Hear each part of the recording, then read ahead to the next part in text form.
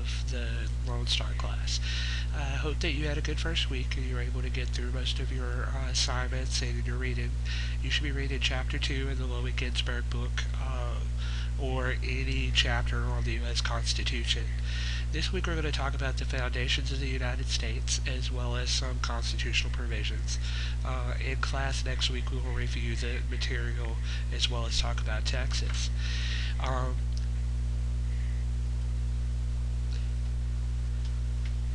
Alright, a constitution, just very, very basic, is any written document that legally establishes a government authority. It talks about our values, it talks about our structure, it talks about the powers that are given specifically to the government, how representatives or officials are selected, and the rules for making laws of legitimacy. We didn't get to talk legitimate. We didn't get to talk about this the first week, but legitimacy is a very important thing. We need some sort of process so that we know how rules, regulations, and laws should be regarded. Human beings typically follow laws if they consider them worthwhile. The very first constitution of the United States, or some constitution-like entity, was the Mayflower Compact. You all know this from history class, where the Pilgrims came over to escape persecution, religious persecution, and they thought they were going to the Virginia colony, and they decided to set up a government where they landed in New England. One interest in evolution is that all of the 13 colonies at the time developed what we call home rule. Basically, all of the colonies had their own representative assemblies. They were able to pass laws. They were able to pay taxes. Taxes at this time really helped their colonies. They provide services like police, basic education, and basic services.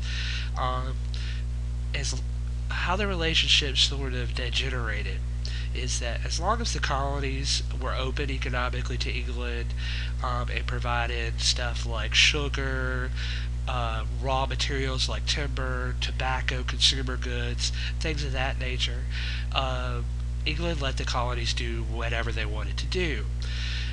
Now, the obligation for England at this point was that if there was a crisis or that any of its holdings was attacked, England had to go to war to protect it. So in exchange for these goods, England provided some services. They didn't really draw taxes from the colonies. It was mostly a consumer relationship. Well, after the French and Indian War, this was very, very costly to maintain. The Parliament passed several laws, one being the Stamp Act, another being the Sugar Act, that the colonists were going to have to buy these, pay extra taxes on these goods in order to be able to just to function. Basically, this was to recover losses related to the war.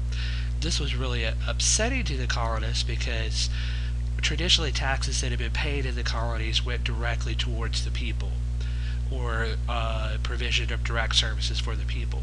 These taxes went straight to England, and they had no control over their provisioning, or they had no control over what England did with the taxes. So it was upsetting. How the British Empire worked at the time is that if you were in England, you had political power, but if you were in any of the other colonies, not just in the United States colonies, but places like in Africa and India and stuff like that, you had very little political power.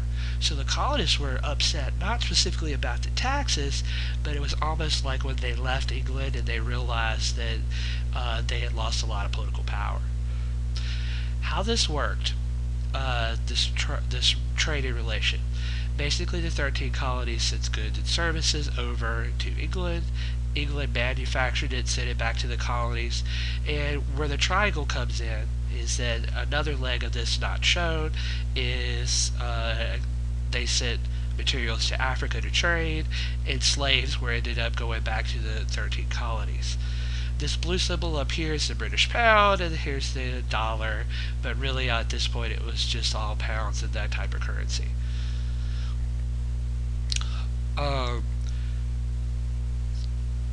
Part of the concern with some of these issues is that at the time, uh, British soldiers are being kept in the colonies. Things are getting a little bit hyped up. So England decides to increase security in the colonies, particularly in Massachusetts, because that's sort of looked at as the major hot point. Well, in Massachusetts, the soldiers, when they're off duty, they decide to start getting jobs, and so the economy's kind of slow anyway, and the regular citizens are having to deal with these other people competing for jobs. What happens is a group of citizens were kind of protesting, and then a group of armed soldiers were trying to keep the peace. One person got excited, shot, and then this is where you had the Boston Massacre. This is sort of like the opening powder keg. Um, Other issues that are going on. In response to some more colonial issues, particularly the Boston Tea Party, which you hear a whole lot about, where the Sons of Liberty boarded several of the ships and dumped lots of amounts of British tea into the harbor. Britain passed the coercive acts as well as quartering acts to basically punish any sort of protest. In response to this increased activity from Great Britain, the first Colonial Congress was founded. Basically, all of the major elites from the 13 colonies met. They drafted this document called their Declaration of Rights and Grievances. Basically, it was a list of things that England was doing wrong and a request by the colonists or a petition to get them to stop it. The argument centered on really their rights and liberties, and if England got rid of some of their problems, like the increased taxes, increased troop presence, uh, cracking down on civil rights like the right to protest, if they got rid of those issues, the colonists would go back to being happy British subjects. Well, when this went to England, basically Parliament and King George laughed, and they sent it back. And with response, they cracked down even further. So you can see here, this is the woodblock print of the Sons of Liberty. They dressed up as Native Americans to try to blame it on the Native Americans, but the British kind of saw through that. Alright, some of the intolerable acts that were passed sort of to continue cracking down. The Boston Port Act. Basically, this closed down Boston Harbor. Massachusetts was enraged because it was seeming like the entire colony was being punished by an act of a few. Colonists also were upset because if they were caught, they lost really their right to testify or even bring witnesses on their behalf. The Administration of Justice Act, any accused royal official or colonist could be moved to another colony or England for a trial. So if somebody did something bad, they could go all the way to England to have their trial. If you were a British or a royal official, you tend to get off. If you are a colonist, you tend to have a much harsher penalty. Alright, in addition, the Massachusetts Government Act. All important officials, not just in Massachusetts, but in certain other areas, became appointed instead of elected. This was incredibly frustrating because if you remember, ever since pretty much the founding of the colonies, all of the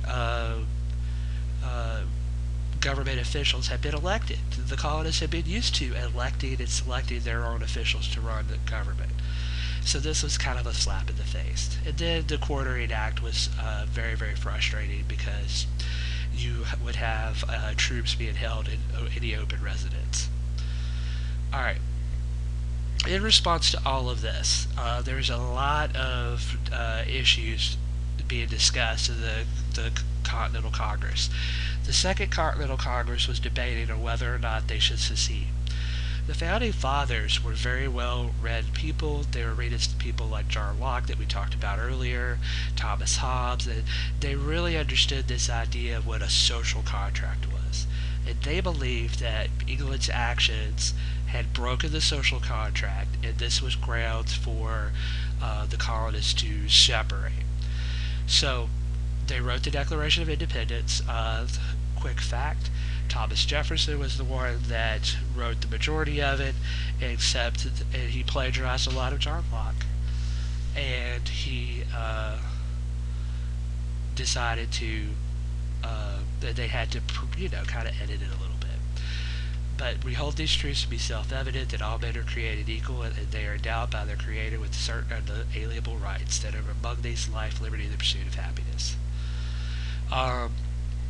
Again, this is a little bit more about the social contract and some of the things that they cared about. We already talked a little bit about how this was a challenge from the idea of divine right or the absolute monarchy, that the crown is really not the source of power but the actual people. Alright, so the war was fought. Washington was the first commander of the Continental Army. How the Revolutionary War was won is France loaned us money, military aid, and officers to help train our people. Why this is so significant is that the American army was basically a bunch of merchants and businessmen. Think about people with like pitchforks and muskets going against the most advanced professional army in the world. And the colonists were kind of the first people to develop militia tactics or guerrilla warfare. The redcoats operated as a traditional European army, which means that they kind of marched in a line. They had formal rules that you didn't fight on certain holidays. Well, the colonists decided that they were going to wear earth tones, and it was almost like camouflage. And so the colonists knew a lot of the land, and they were camouflaged, and they didn't fight using the traditional rules of war. So long story even longer, basically we won a few key battles and shamed the most professional army in the world, and Britain decided it was too costly to keep the colonies, and they decided to move on. 3 lessons from the Revolution that I want you to understand as part of this lecture series. Consent of the governed matters quite a bit. When they drafted the Declaration of Independence and then the incoming next 2 constitutions, they used a lot of John Locke's ideas. If the government isn't working, you have the right to rebel. They really want, and this is the whole sort of argument about that tax issue. Remember, no taxation without representation. What they were worried about the taxes is not that they were being taxed, but they didn't have a say on how those taxes were used. Alright, separation of powers. King George was kind of a pawn or a puppet or a straw man that the Founding Fathers used to focus anger. But they did not want a strong government. They really didn't want a strong king. They've always kind of ruled themselves with that idea of home rule, that the colonies were important and that they could deal with their own issues, that they didn't need a government controlling them. So we wanted weak government. And then we wanted the people to be actively involved for their rights. This is kind of a love-hate relationship, as we're going to talk about some things that popped up after the Revolution. But we really wanted people to be involved, but we were really afraid of what Hamilton called excessive democracy. So this is the first of the mini lecture series, and we will continue on with other aspects in the next one.